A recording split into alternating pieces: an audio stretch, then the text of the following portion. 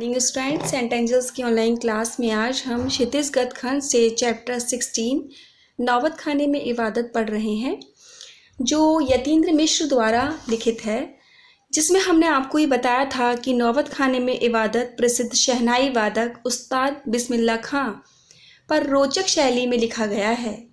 व्यक्ति चित्र है। यतीन्द्र मिश्र ने बिस्मिल्लाह खां के परिचय के साथ साथ उनकी रुचियों, उनके अंतर्मन की बुनावट, संगीत साधना और लगन को संवेदनशील भाषा में व्यक्त किया है।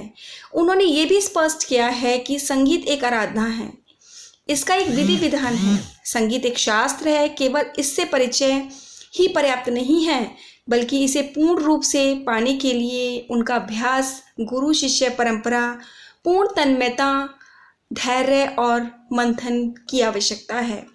देखिए अपने नेक्स्ट गद्यांश में लेखक क्या कहना चाहते हैं। काशी संस्कृति की पाठशाला है। शास्त्रों में आनंद कानन के नाम से प्रतिष्ठित। शास्त्रों में आनंद कानन के नाम से प्रतिष्ठित काशी में कलाधर हनुमान व नृत्य विश्वनाथ हैं। काशी में बिस्मिल्लाह खां हैं। काशी में हजारों सालों का इतिहास है, जिसमें पंडित कंठे महाराज हैं, विद्याधरी हैं, बड़े रामदास जी हैं, मौजुद्दीन खान व इन रसिकों से उपकृत होने वाला अपार जनसमूह है। ये अलग काशी है, जिसकी अलग तहजीब है, अपनी बोली और अपनी विशिष्ट लोग हैं। इनके अपने उत्सव हैं, अपने गम हैं, अपना सहरा बनना और अपना नौहा है। आप यहाँ संगीत को भक्ति को किसी भी धर्म से के कलाकार से, कजरी को चैती से, विश्वनाथ को विशालाक्षी से, बिस्मिल्लाह खां को गंगा द्वार से अलग करके नहीं देख सकते। तो वस्तुतः लेखक यहाँ बता रहे हैं कि काशी में प्राचीन काल से ही संकट मोचन मंदिर में संगीत आयोजन की एक अद्भुत परंपरा है। यहाँ हनुमान जयंती के शुभ अवसर पर 5 दिन तक शास्त्रीय व उपशास्त्रीय गायन वादन का विशेष कार्यक्रम आयोजित किया जाता है। उस कार्यक्रम में बिस्मिल्लाह खां भी बड़े उत्साह के साथ भाग लेते थे। खां साहब को भगवान विश्वनाथ जी एवं बालाजी में अटूट विश्वास एवं श्रद्धा था।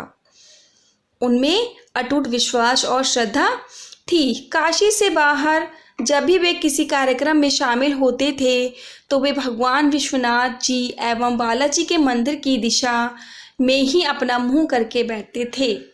मुसलमान होते हुए भी उनकी काशी, गंगा, विश्वनाथ जी, बालाजी में अटूट आस्था एवं श्रद्धा थी। वे अपने जीवन के अंतिम सांस तक शहनाई और काशी नगरी के न छूटने की इच्छा दोहराते रहते थे। वे काशी को जन्नत मानते थे तथा काशी को ही संस्कृति की पाठशाला कहा गया है। काशी को विद्वानों एवं प्राकांड पंडितों की नगरी बताया गया है। सभी प्रकार की रीति रिवाजों में समानता है। बिस्मिल्लाह खां संगीत भक्ति में विद्वान हैं। यहाँ के हर व्यक्ति एक दूसरे से जुड़े हुए हैं, काशी नगरी से जुड़े हुए हैं। अक्सर समारोह एवं उत्सवों में दुनिया कहती है कि बिस्मिल्लाह खां हैं। बिस्मिल्लाह खां का मतलब बिस्मिल्लाह खां की शहनाई। शहनाई का तात्पर्य है कि बिस्मिल्लाह खां का हाथ से आशा इतना भर कि बिस्मिल्लाह खां की फूंक और शहनाई की जादुई आवाज़ का असर सिर चढ़कर लगता है, मतलब सिर चढ़कर बोलता है। शहनाई में सरगम भरा है। खां साहब को परवरदिगार मतलब ईश्वर के लिए गंगा मैया उस्ताद की नसीहत लेकर उतर पड़े। दुनिया कहती है कि सुभान अल्लाह, तिस पर बिस्मिल्लाह खां कहते हैं। इस पर बिस्मिल्लाह कहते हैं। अल अहमद अल हमद दुउल्लाह अल हमदुल्लाह छोटी छोटी उपज से मिलकर एक बड़ा आकार बनता है। छोटी छोटी उपज से मिलकर एक बड़ा आकार बनता है। तो क्या कहना चाहते हैं, एक बार फिर से पढ़िए।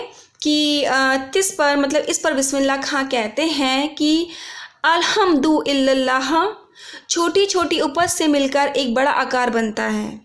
शहनाई का करतब शुरू होने लगता है। बिस्मिल्लाह खां का संसार सुरीला होना शुरू हुआ। फूक में अजान की तासीर उतरती चली आई। उनकी जो अजान की तासीर थी वो उसमें उतरती चली आई। देखते ही देखते शहनाई 1.5 शतक के साथ से 2 शतक तक सज बन साजों की कतार में सरताज हो गई। मतलब वो इतने प्रसिद्ध हो गए, ये उनकी जो संगीत था, मतलब इतना साज जो था इतना गहरा हो चुका था कि अमरुद्दीन की शहनाई गूंज उठी। उस फकीर की दुआ लगी जिसने अमरुद्दीन से कहा, बजा बजा। किसी दिन एक शिष्या ने डरते डरते खां साहब को टोका, बाबा आप क्या करते हैं? इतनी प्रतिष्ठा है आपकी, आपको भारत रत्न भी मिल चुका है, ये फटी तहमद ना पहना करें, अच्छा नहीं लगता। जब भी कोई आता आप इसी फटी तहमद से में सबसे मिलते हैं। खां साहब मुस्कुराए, लाड़ से भरकर बोले, धत पगली, ई भारत रत्न हमें शहनाइयों पे मिला है। ये भारत रत्न तो हमें शहनाइयों पे मिला है, लंगूया पे नहीं। मतलब जो हमने तहमद पहना है उस पर नहीं मिला है। तुम लोगों की तरह बनाव सिंगार देखते रहते तो उम्र ही बीत जाती, हो चुकती शहनाई। मतलब उम्र बीत जाती और शहनाई नहीं होती, तब क्या खाक रियाज हो पाता। ठीक है बेटिया, आगे से नहीं पहनेंगे, मगर इतना बताए देते हैं कि मालिक से यही दुआ है कि फटा सुर न बख्शे। लंगुया का क्या है, आज फटी है तो कल सी जाएगी। सन 2000 की बात है। पक्का महाल मतलब काशी विश्वनाथ से लगा हुआ अधिकतम इलाका में मलाई बर्फ बेचने वाले जा चुके हैं। खां साहब को इसकी कमी खलती है। अब देसी घी में वह बात कहाँ, और कहाँ वह कचौड़ी जलेबी। खां साहब को बड़ी शिद्दत से कमी खलती है। अब संगतियों के लिए गायकों के मन में कोई आदर नहीं रहा। खां साहब अफसोस जताते हैं, अब घंटों रियाज को कौन पूछता है। हैरान है बिस्मिल्लाह खां, कहाँ वह कजली चैती और अदब का ज़माना। और लेखक बताते हैं कि जब किसी उत्सव या समारोह में बिस्मिल्लाह खां शहनाई बजाते थे तो लोग आवाज़ सुनकर ही उन्हें पहचान लेते थे। उनकी शहनाई की जादुई सरगम को सुनकर मंत्रमुग्ध हो जाते थे और उनकी प्रशंसा नहीं करते थकते थे। साजों की पंक्ति में शहनाई को प्रथम स्थान प्राप्त था। ऐसा लगता था जैसे मानो उन्हें एक फ़कीर की दुआ लग गई थी। एक बार उनकी एक शिष्या ने उनकी पहनावे के प्रति उदासीनता को देखकर कहा, आपको भारत रत्न मिल चुका है, मतलब आप इतनी बड़ी उपाधि से पुरस्कृत हो चुके हैं और इसके बाद भी आप लोगों से इस फटे तहमद में ही मिलने चले जाते हैं। इस तरह पर बिस्मिल्लाह खां ने कहा कि भारत रत्न तो शहनाई को प्राप्त हुआ है, बनावट व श्रृंगार आदि में लगे रहते तो मैं रियाज नहीं कर पाता। वे भगवान से यही प्रार्थना करते हैं कि लंगुया की तरह उनका सुर कभी न फटे। सन 2000 में पक्का महाल से मलाई बर्फ बेचने वाले जा चुके हैं। उनकी कमी उस्ताद बिस्मिल्लाह खां को अखरती है। उन्हें ये भी महसूस होता है कि अब गायकों को अपने संगीतकारों की कोई चिंता नहीं है, ना ही उनके प्रति आदर सम्मान की भावना रही है। उन्हें इस बात का कष्ट होता है कि वर्तमान समय में कई घंटे किए जाने वाले रियाज को भी कोई महत्व नहीं देता। सचमुच हैरान करती हैं काशी पक्का से जैसे मलाई बर्फ गया। संगीत साहित्य और अदब की बहुत सारी परंपराएं लुप्त हो गईं। एक सच्चे सुरबाज साधक और सामाजिक की भांति बिस्मिल्लाह खां साहब को इन सब की कमी खलती है।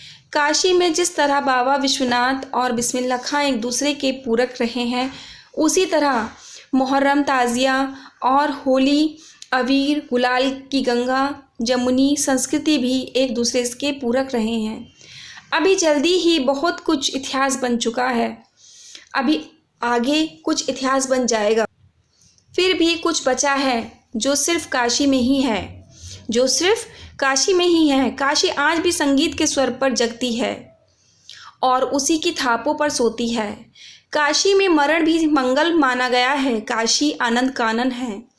सबसे बड़ी बात है कि काशी के पास उस्ताद बिस्मिल्लाह खां जैसा लय और सुर की तमीज़ सिखाने वाला नायाब हीरा रहा है, जो हमेशा से दो कौमों को एक होने पर आपस में भाईचारे के साथ रहने की प्रेरणा लेता रहा है। भारत रत्न से लेकर इस देश के ढेरों विश्वविद्यालयों की मानद उपाधियों से अलंकृत व संगीत नाटक अकादमी पुरस्कार एवं पद्म विभूषण जैसे सम्मानों से नहीं, बल्कि उनकी अजय गीत यात्रा के लिए बिस्मिल्लाह खां साहब भविष्य में हमेशा संगीत के नायक बने रहेंगे।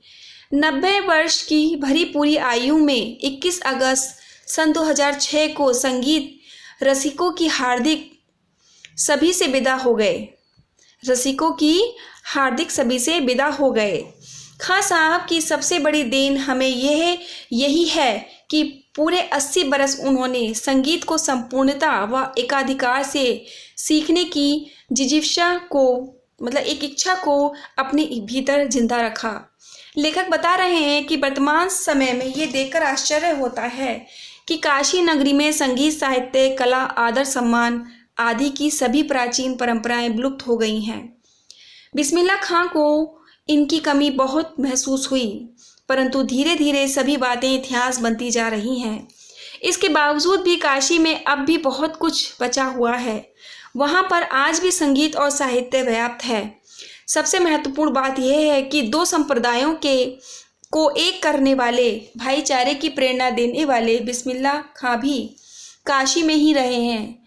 उन्हें भले ही भारत रत्न, संगीत नाटक अकादमी पुरस्कार, पद्म विभूषण जैसे अनेक सम्मानों एवं मानद उपाधियों से अलंकृत किया गया हो, किंतु उन्हें अपनी अजय संगीत यात्रा के लिए सदैव याद किया जाएगा और वे संगीत के नायक बने रहेंगे। 21 अगस्त सन 2006 को वे महान विभूति सदा के लिए विदा हो गए, अर्थात उनकी मृत्यु हो गई।